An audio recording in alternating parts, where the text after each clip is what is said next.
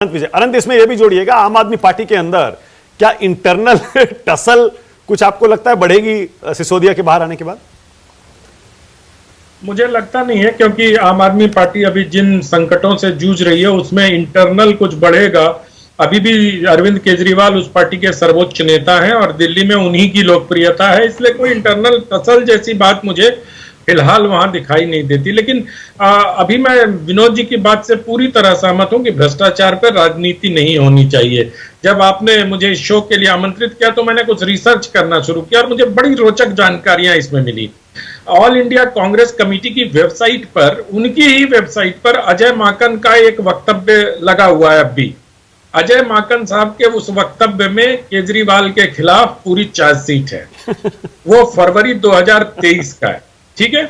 उस पर मैं थोड़ा और ढूंढने लगा, मैंने कहा और थोड़ा देखा जाए तो जून 2022 का अनिल चौधरी जो तत्कालीन कांग्रेस के अध्यक्ष थे, जब उन्होंने राकेश अस्थाना को जो पूरी शिकायत की थी उसका मिला। और जब मैं आपके शो में पहुंचा तो ऊपर चल रहा है शशि थरूर कह रहे हैं कि मनीष सिसोदिया को जमानत बहुत पहले मिल जानी चाहिए। तो ये जो राजनीति होती है ना, इसका एक दो और उदाहरण मैं आपको देता हूं। अभी कल ही अखिलेश जी से किसी कार्यक्रम में किसी ने पूछा इनकम के बारे में, तो उन्होंने कहा मैं 20 साल तक सीबीआई को के जांच के अंडर में रहा हूं, अगर आपको उनका इनकम पता करना है तो आप वहां जाके पता कर लीजिए। उस दौर में किसकी सरकार थी और अब अखिलेश जी किसके साथ हैं?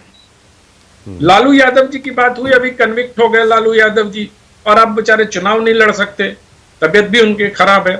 वो किस सरकार के समय लालू यादव पे ये हुआ? सुप्रीम कोर्ट की टिप्पणियों की बहुत बात हुई, किस सरकार के समय सुप्रीम कोर्ट ने सीबीआई को तोता कहा था पिंजरे का?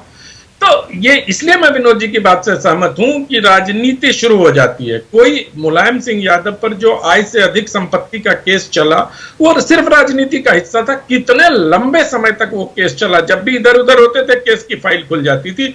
और कई पार्टियों में ऐसे नेता विशेषज्ञ होते हैं जो बुला के फाइल दिखाते हैं और उसके बाद डील कर लेते हैं। मायावती के साथ भी तो यही हुआ था।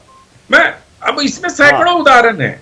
ये इसमें पक्ष में विपक्ष में किसी भी तरह से आप देखिए तो सैकड़ों उदाहरण आपको दिखाई देंगे। लेकिन अभी जब मैं कांग्रेस पार्टी को अब एक और बड़ी दिलचस्प तस्वीर, अभी लोकसभा की बात हो रही थी, आज मुझे लोकसभा के बाहर एक इतनी दिलचस्प तस्वीर दिखाई दी मानक जी कि मतलब जया बच्चन बाइट दे रही है और पीछे सोनिया जी खड़ी हैं। अब वो कल्पना कीजिए इस विजुअल की, क्या जया जी और बच्चन परिवार की निकटता, फिर उनकी दूरी, फिर अमर सिंह की एंट्री, फिर दोनों के वक्तव्य, बच्चन साहब के वक्तव्य, प्रियंका गांधी के समय जया बच्चन की टिप्पणियां, ये सारी चीजों को देखते हुए तो ये राजनीति ही तो है, जो बिछड़े हुए को, आरोप लगाने वालों को, एक दूसरे को, अभी सही उदाहरण भी यहां दिए गए कि किसी को क्या कहा जाता, भ्रष्टाचारी, और गले लगा लिया जाता है। तो ये सब राजनीति, ऐसी राजनीति हो रही है दिल्ली में। मनीष सिसोदिया जी को जमानत मिला और अभी अभी मैंने पूरा उनका जजमेंट पढ़ा है कि प्रोसिक्यूशन पनिशमेंट नहीं हो सकता। ये जज साहब का पहली लाइन है कि प्रोसिक्यूशन कांट बी पनिशमेंट। तो और 3 जुलाई तक पिछली बार उन्होंने वादा किया था ईडी ने कि हम चार्जशीट पेश कर देंगे और ट्रायल शुरू हो जाएगा, वो नहीं कर पाए। वो उसके बाद भी बहुत सारी चीजें हैं। तो ये एजेंसी ओके, हाँ विनोद जी कुछ कहना चाह रहे हैं? मैं अनंत की बात से सहमति जताते हुए एक दो चीज़ें और जोड़ना चाह रहा हूँ उसमें। मतलब राजनीति की पराकाष्ठा ये है कि मेघालय में जाकर के खुद प्रधानमंत्री जी, गृह मंत्री सबसे भ्रष्ट सरकार बताते हैं मुकुल संगमा की सरकार को, और चुनाव होते ही अलायंस हो जाता है। तो राजनीतिक मतलब है किस तरह से चंद्रबाबू नायडू के बारे में क्या क्या भाषण दिए गए आंध्र प्रदेश में पिछले 2018 और 2019 के चुनाव में, और सबसे पहले चंद्रबाबू नायडू से अलायंस हुआ।